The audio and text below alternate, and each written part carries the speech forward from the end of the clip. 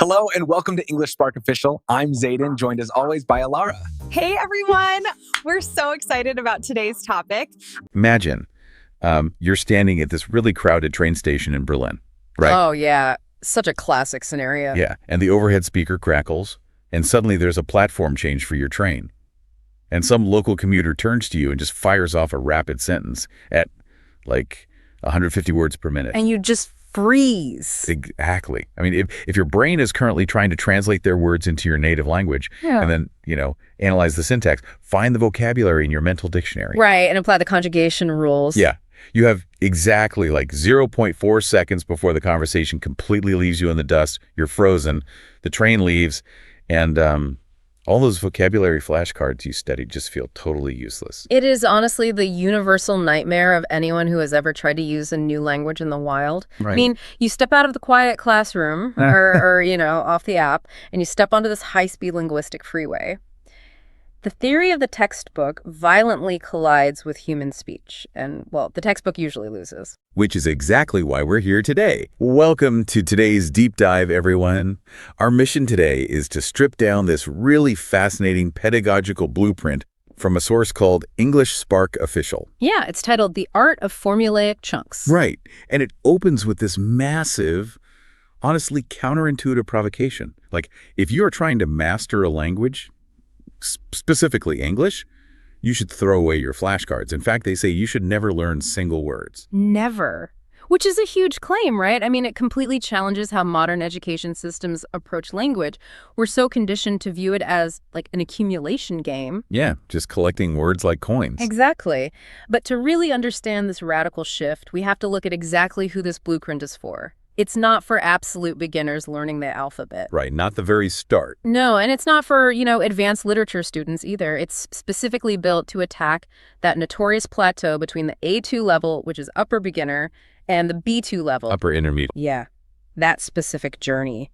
And we're going to break down these really complex linguistic ideas without any of the heavy academic jargon today. I love that because that A2 to B2 gap is, well, it's a graveyard for language learners. Yeah. That's the spot where you know enough words to order a coffee or navigate an airport, right? Yes, the basic survival stuff. Yeah, but then the barista makes a joke about the weather and you just stare at them like, the deer in headlights. Yeah. You have the tools, but zero fluidity. Because up until A2, that traditional accumulation method actually gives you a false sense of security. It's highly sequential. Just off bosses, right? Exactly. Yeah. You learn the word for apple, then the verb to eat, then the pronoun I. The brain loves that neat categorization, but making the leap to B2 requires a totally different cognitive mechanism. Because at B2, you have to sound natural, right? Yeah. You have to overlap in conversation and process context at real-world speed. But I want to push back on this a little bit right out of the gate. Sure, go for it. The whole idea of never learning single words. Yeah. Wait, aren't words the literal basic building blocks of language? If we take away individual words, what are we even building with? It feels wrong, doesn't it? Yeah. It's like being told to build a brick wall, but, the architect confiscated all your bricks. How do you learn a language without learning single words? Well, let's look at what happens neurologically when you try to build that wall brick by brick in real time. The English Spark official material argues that focusing on single words forces you into this robotic trap. The robotic trap. Yeah. When you rely on isolated vocabulary, your brain acts like this outdated computer processor trying to run high-end software. The cognitive load is just staggering. Oh, because of the working memory bottleneck. Precisely. Let's trace the actual steps an A2 learner goes through when someone asks a simple question. Step 1, you have to process the incoming auditory sound, right? Okay, yeah. Step 2, decode those English words into your native language. Step 3, formulate a conceptual response in your native tongue. Oh, wow, we're already on step 3 and we haven't even spoken yet. Exactly. Step 4, hunt through your mental filing cabinet for the individual English word that matches that first concept. Step 5, retrieve the grammatical scaffolding. Like, is it past tense? Plural? What's the preposition? All that stuff. Right. And finally, step 6, physical articulation. And all of that is supposed to happen in a fraction of a second. That is wild. It's a literal translation process happening sequentially, word by word. It reminds me of the classic hunt and peck typing method. Oh, that's a great analogy. Right. Like if you're staring at a keyboard, searching for the letter T, then searching for H, then E.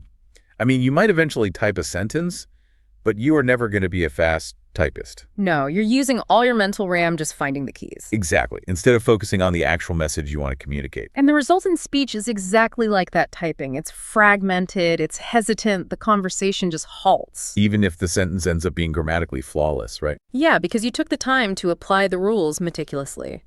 But it sounds completely unnatural to a native speaker. It sounds robotic. Okay, so the intervention here is this concept of formulaic chunks.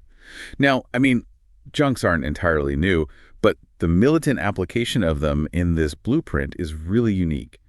Let's define formulaic simply for an A2 learner. Good idea. It just means a set pattern, like a puzzle piece that is already put together. A phrase that native speakers use as one single, unbroken unit of meaning. They are pre-assembled components. So taking your typing metaphor, learning chunks is like transitioning to touch typing. Oh, where your fingers just know the word. Exactly. You memorize the pattern of an entire phrase as a single motor sequence. You aren't thinking about individual letters anymore. The chunk just takes up one slot in your working memory. Instead of 5 or 6 separate slots for individual words and rules, let's unpack this with another real-world analogy. I love analogies. Hit me. Learning single words is basically like buying raw flour and eggs and sugar and then trying to eat them separately. That sounds terrible. Right. But formulaic chunks are the fully baked cake. It's ready to enjoy. Why eat raw flour when someone already baked the cake for you? That is a perfect way to look at it. And by learning the whole cake, the chunk, learners entirely bypass difficult B2 level grammar rules. They just immediately sound natural and conversational. I really want to dig into that daily life application because the source text heavily insists on using real-life examples, relatable situations, practical usage. Yes, it specifically mentions conversational elements like reactions and agreement. Which is huge. Let's focus on reactions first. Yeah. This is where the robotic trap really hurts you socially.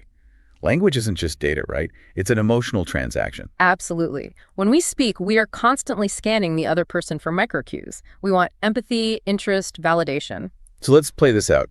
Say an A2 learner has been studying single words. I walk up to them and I say, hey, I just found out I'm getting promoted to senior director. A textbook might have taught them a single word like surprising, or a rigid phrase like, that is good news. So they'll look at me and say, surprising. That is good news. Ouch! It instantly kills the momentum of the interaction, doesn't it? It is so jarring. It feels so cold. As the native speaker, I'd feel like I'm talking to an automated customer service bot. The meaning is right. It is surprising and good news, but the warmth is gone. Because native speakers don't assemble reactions from raw vocabulary, they rely on deeply ingrained chunks. So the blueprint replaces that robotic response with natural chunks like, no way, or you're kidding. Oh, that's so much better. But wait, if we're explaining this simply for an A2 learner, how do we explain you're kidding? Because if they translate that word by word into their native language. Right, their brain might say, you are behaving like a young goat. Exactly.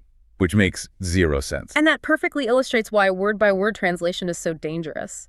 So the blueprint doesn't dive into the weird etymology of the word kidding. So how do they teach it? It simply maps the chunk directly to the emotion.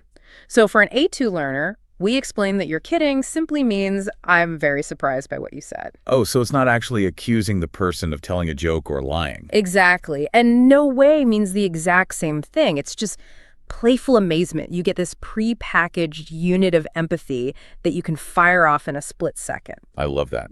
And that speed is critical for the next category, the blueprint highlights, which is agreement. Think about the standard textbook agreement. Right. The classic, I agree with your statement. Yes.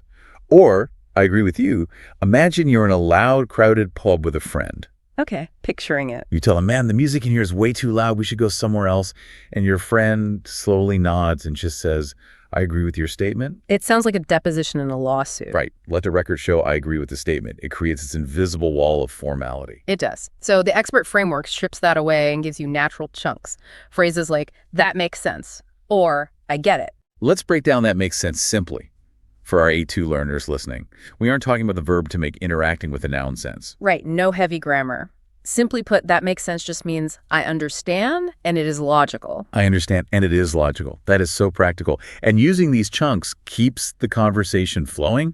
It prevents it from feeling like this long turn-based monologue. Yeah, the source material explicitly advocates for this. It wants light humor and human-like conversation. And human conversation is messy. It overlaps. We interject. We make noises while the other person is still talking. Yeah. Which leads us to, honestly, the psychological thriller of language learning, the polite interruption. Oh, this is a big one. The source material lists interruptions as a necessary part of natural conversation roles. But at an A2 level, interrupting someone is terrifying. It requires so much fast processing. It really induces a fight or flight response, because to interrupt successfully, you have to listen, comprehend their point, formulate your own point. Find a micropause in their speech. Exactly, and launch your sentence before the gap closes. If you are doing the hunt and peck word translation, you will never find that gap. Never. By the time you translate, excuse me, I have an opinion, they are on a completely different topic. So the learner just stays silent? Or they translate a blunt thought directly, and it comes out super rude, like, stop talking, I have a thought.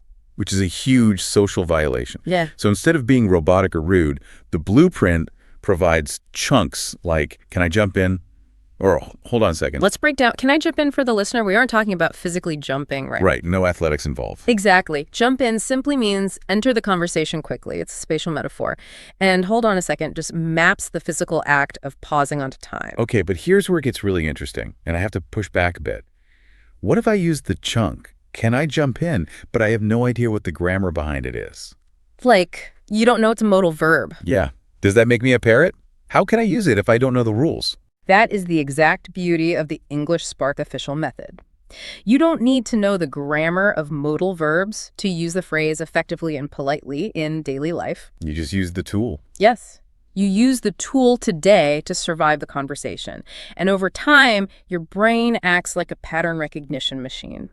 It notices that can I is also used in can I get a coffee? Oh, so the grammar happens under the hood. Exactly. You learn to drive the car first. You don't need to be a mechanic to drive to the grocery store. The mechanical understanding naturally follows later. That makes total sense. Okay, so if we accept that chunks are the way to go, the practical question is, how do we actually learn them?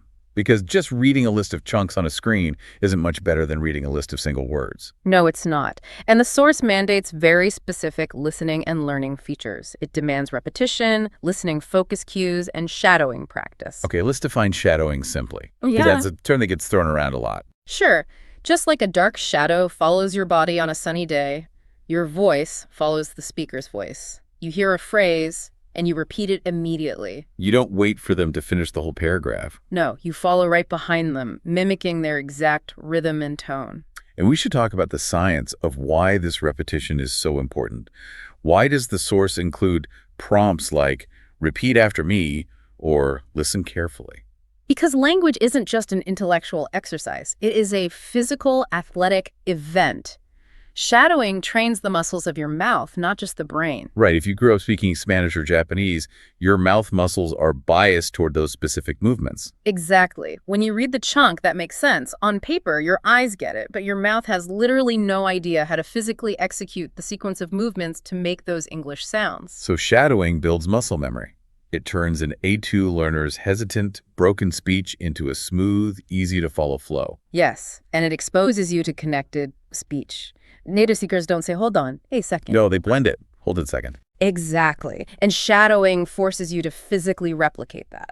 Let's actually bring you, the listener, into this active state right now. I want to try a meta demonstration of the source materials technique. Oh, this is a great idea. Yeah. So wherever you are, just imagine applying this. We use the exact cue from the blueprint. Are you ready? I'm ready. Okay. Listen carefully. Hold on a second. Now, say it out loud. Try to match the rhythm. Hold on a second. Notice how the D in hold connects right to the O in on. Hold on a second. It feels completely different than just reading it, doesn't it? It feels dynamic. It really does. You're bypassing the slow translation pathways and wiring the rhythm directly into your nervous system. Which perfectly sets up the final phase of this blueprint, leveling up, the bridge from A2 to B2. Right. The source charts this path. Start with simple vocabulary, then gradually increase difficulty. But it insists that sentences must remain clear, smooth, and easy to follow. So how do formulaic chunks bridge that gap? How do we increase difficulty without going back to that hesitant translation phase? Well, A2 learners usually speak in short, broken sentences, right? Just single chunks. Like, that makes sense. In survival mode. But as they master chunks, they can start stringing multiple chunks together to sound like a B2 speaker.